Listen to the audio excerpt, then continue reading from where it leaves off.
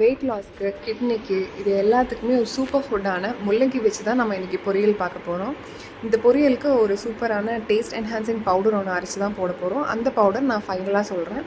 இப்போது ஆயில், அதுக்குள்ளே கடுகு போட்டு சின்ன வெங்காயம் கருவேப்பிலை அரைச்சி போட்டு அதை தாளிச்சிக்கலாம். அதுக்கப்புறம் அதுக்குள்ளே முள்ளங்கி குட்டி குட்டியாக சாப் பண்ண முள்ளங்கி போட்டு நல்லா வதக்கிக்கலாம். இந்த முள்ளங்கி வணங்கியிருக்கிற டைமில் உப்பு போட்டுக்கலாம், இன்னும் கொஞ்சம் சீக்கிரமாக வணங்கிடும். இதுக்குள்ளேயே நம்ம மஞ்சத்தூள் போட்டுக்கலாம். மஞ்சத்தூள் போட்டு தண்ணி லைட்டாக தண்ணி தெளித்து அதை வேகட்டும். அதுக்குள்ளே நம்ம இந்த பொடி எப்படி பண்ணுறதுன்னு பார்க்கலாம் வாங்க.